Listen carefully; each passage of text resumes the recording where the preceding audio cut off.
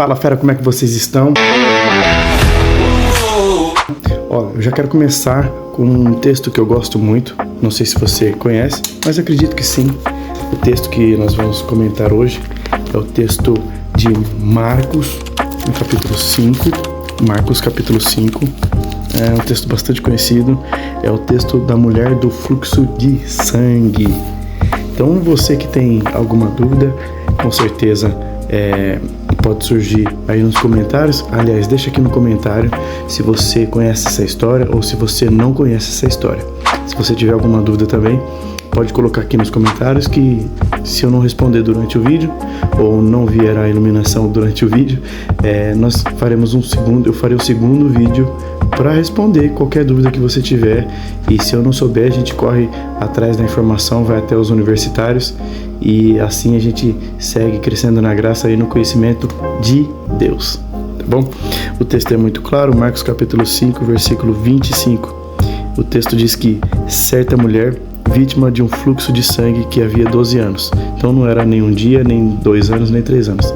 Já tinha bastante tempo em que aquela mulher sofria daquele mal. E tinha sofrido muitas coisas de muitos médicos. E tinha gasto tudo quanto ela tinha.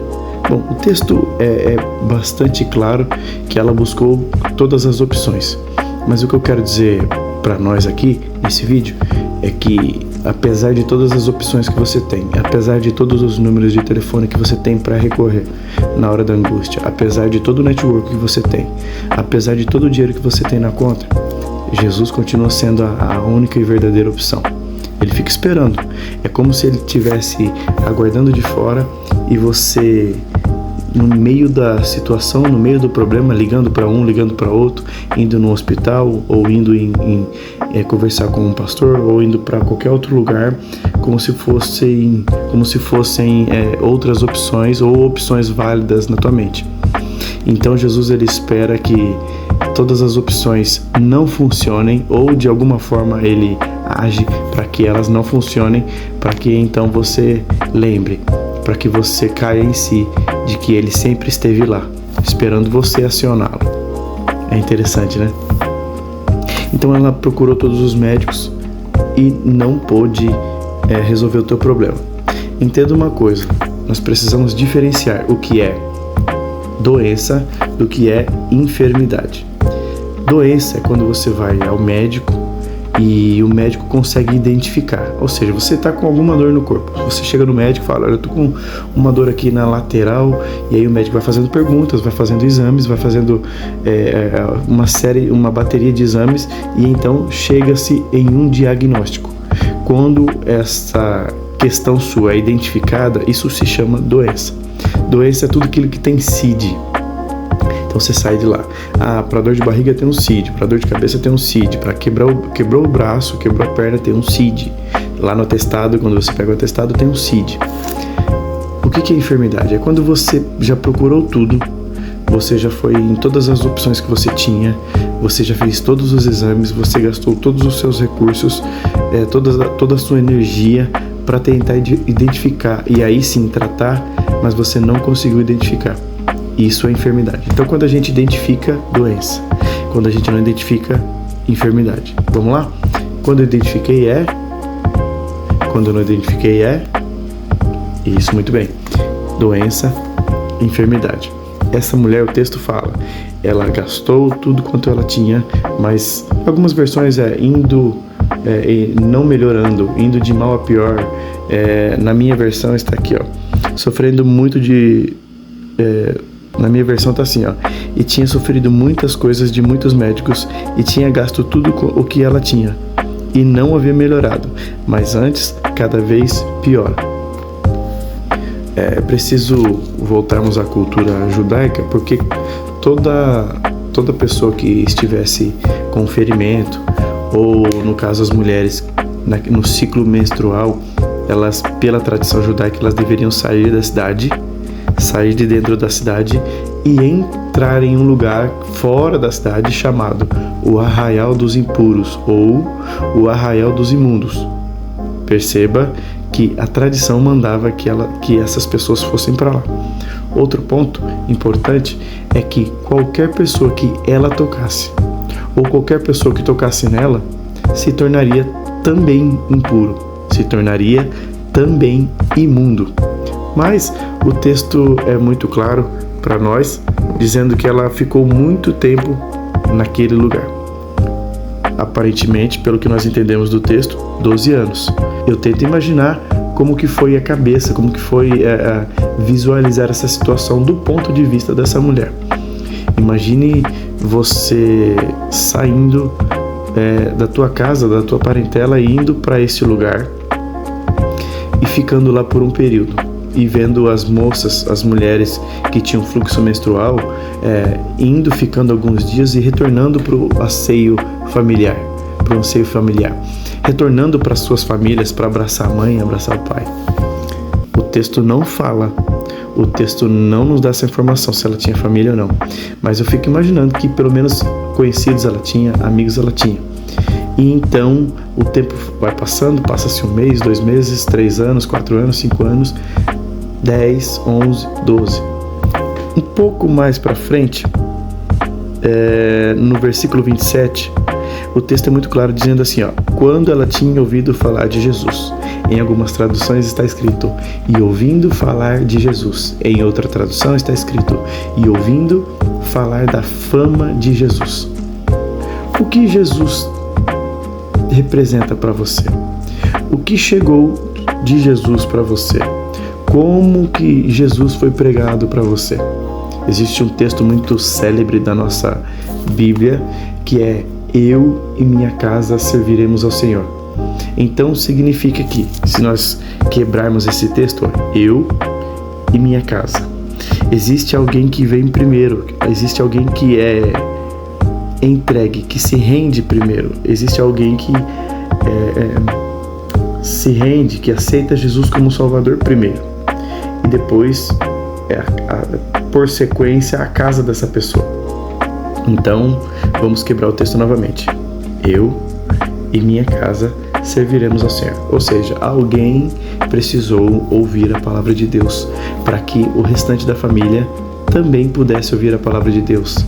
Isso ouvindo falar de Jesus. Esse texto é justamente uma configuração, é justamente uma representação do que esse outro texto que eu estou falando para você. Eu e minha casa serviremos ao Senhor. Eu vou falar com você. Você e a sua casa servirão ao Senhor. Então é preciso que alguém ouça primeiro, para então disseminar o evangelho na casa, na parentela. Enfim, esta mulher, ela ouviu falar de Jesus. Por que é importante nós testemunharmos sobre o que Jesus fez na nossa vida, sobre o que Jesus fez na nossa casa e na nossa causa? Porque, de alguma forma, alguém que foi para o arraial dos impuros disse àquela mulher: olha, eu sei que você está há muito tempo aí, eu sei que você está padecendo, que você não tem mais dinheiro, que você não tem mais opção, mas existe alguém que pode mudar a tua vida, alguém que faz milagres, alguém que transforma. Vamos voltar para o texto. No versículo 27, o texto diz: quando ela tinha ouvido falar de Jesus, veio por detrás, comprimida, e tocou na sua veste. Então eu entendo que do momento que o texto diz assim, quando ela tinha ouvido falar de Jesus, e o texto continua, veio por detrás. Só que um pouco mais para trás, nós entendemos que Jesus estava na cidade. Nós entendemos que Jesus estava no meio da multidão. O texto é claro dizendo para nós que havia uma multidão e essa multidão o apertava. Quando ela ouve falar de Jesus, tem uma vírgula e logo em seguida há a informação de que ela veio por detrás, então nós podemos entender que ela tomou a decisão de sair do arraial, entrar na cidade, entrar na multidão. E aí eu faço uma pergunta: como que você entra na multidão sem tocar em ninguém? Porque a tradição judaica dizia para ela que ela não poderia tocar em ninguém, pois as pessoas que seriam tocadas por ela, ou em quem ela tocasse, melhor dizendo, também se tornariam impuros. Essas pessoas que foram tocadas ou que tocassem nela, para se tornarem puras, limpas novamente, existe um ritual chamado de banhos de purificação. Essas pessoas precisariam fazer esse ritual de banhos de purificação para se tornarem limpas novamente. O que é pela tradição judaica. É isso que diz para que elas façam. Então, eu fico perguntando, eu pergunto para você também, como que essa mulher saiu do arraial, entrou na cidade e decidiu entrar na multidão? Porque ela tocou nas pessoas até chegar a Cristo. O texto é claro dizendo, presta bastante atenção. Quando ela tinha ouvido falar de Jesus, veio por detrás, comprimida, e tocou na sua veste. Porque ela dizia, se eu tão somente tocar nas suas vestes, eu serei curada. O que é isso? O que esse texto, o que esse versículo 28 quer dizer? Isso quer dizer que uma pessoa que não teve contato com Cristo, que nunca viu a Cristo, como essa mulher, pode sim ter fé.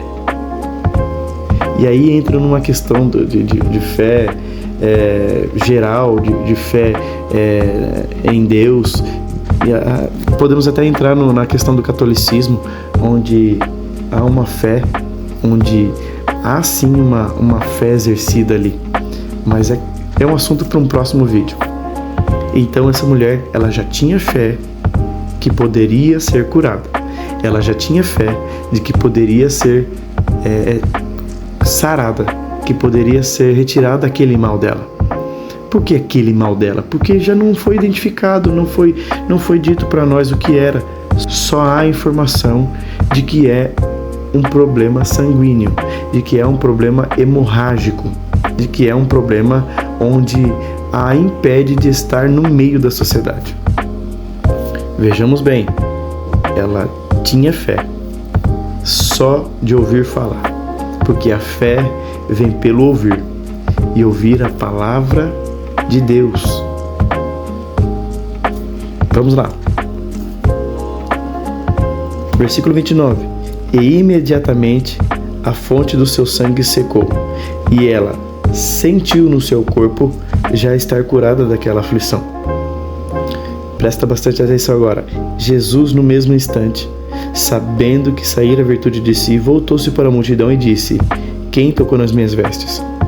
Olha a prova de que tinha muita gente aqui, porque no versículo 31 os discípulos perguntaram para ele, o senhor vê que a multidão te aperta e o senhor me pergunta, quem me tocou? Então está claro para nós que tinha muita gente e todos estavam apertando a Cristo, ou tentando tocar nele, ou então tentando ficar próximo para de alguma forma receber um milagre, ou ouvir uma palavra, ou ouvir um conselho, ou ouvir algo da parte do Mestre, algo da parte de Cristo. Então confirma-se a ideia, confirma-se o raciocínio que tivemos atrás de que essa mulher precisou entrar na multidão e tocou em muita gente. 33, 32. E ele olhava ao redor para ver aquela que tinha feito isso. Mas a mulher, atemorizada e trêmula. Algumas versões vão dizer assim, temendo e tremendo. E esse não é um temor de respeito, não é um temor de reverência, como nós temos um temor a Deus. É um temor de medo. Por que medo, Lucas? Porque ela sabia o que tinha acontecido. Porque o próprio texto diz assim, mas a mulher atemorizada e trêmula, sabendo o que foi feito a ela. O que foi feito a ela, ela sentiu ser curada, mas existe todo um contexto por trás disso. Porque a tradição a proibia de sair do arraial, a proibia de entrar na cidade, a proibia de tocar na multidão, muito menos tocar em um mestre, muito menos tocar em alguém que ministrava a palavra. Então ela sabia o que tinha acontecido, ela sabia o que ela tinha quebrado, ela sabia o que a tradição, a religiosidade a puniria, ela sabia de tudo isso, por isso que ela tinha medo, por isso que ela tremia, mas ela decidiu fazer algo, e ela aproximou-se, caiu no chão diante dele e lhe disse toda a verdade. Nós conhecemos um texto bastante conhecido que é conhecereis a verdade e a verdade... Isso mesmo, você pode continuar o texto. Conhecereis a verdade vos libertará. Porque a verdade liberta. A verdade te tira da prisão onde a mentira te coloca. A verdade, ela orienta o teu caminho. A verdade é Cristo. A verdade é Jesus. Quando nós falamos a verdade, nós nos aproximamos cada vez mais do caráter de Cristo.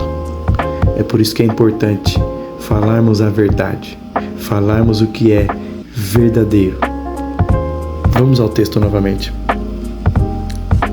E ele lhe disse: filha, eu gosto de fazer uma analogia nesse texto, no versículo 34. Nós sabemos que o problema dela era hemorrágico. Nós sabemos que o problema dela era sanguíneo. Então, nós podemos também entender que, entrando na analogia que eu quero fazer e que eu gosto de fazer, quando ele olha para ela e diz: filha, é como se indiretamente ele dissesse para ela: você é minha filha e eu sou seu pai. Então, se você é minha filha e eu sou seu pai, o sangue que corre nas tuas veias é o mesmo que corre nas minhas. E o meu sangue, ao invés de sujar, ele limpa. O meu sangue, ao invés de adoecer, ele cura. É por isso que ao meu ver, a primeira frase, a primeira palavra que ele fala direcionada a ela é: filha, filha, filha, você é minha filha, eu sou o teu pai. Vamos para o texto. E ele lhe disse: filha, a tua fé. Que fé? Que fé? Que fé é essa que ele comenta? Esta fé que ele fala no versículo 34 é a fé que ela tem no versículo 28, que ela diz: se eu somente tocar nas suas vestes, serei curada. É essa fé. Essa fé que ele reconhece. Primeiro, ele reconhece ela como filha. Segundo, ele reconhece que ela teve fé em Cristo. E vamos quebrar esse texto. Primeiro, ele reconhece que ela é filha. Depois, reconhece que ela teve fé para acreditar que ele era poderoso para curá-la. Terceiro, ele dá a paz. Quem é filho de Deus, quem é filho de Jesus, tem a paz que o mundo não entende. Que paz é essa? É a paz de Filipenses. É a paz que o mundo não entende. A paz que excede todo o entendimento. É a paz que o teu vizinho não consegue entender. Porque mesmo com problemas você sempre está sorrindo. Mesmo com dificuldades você sempre está feliz. É essa paz.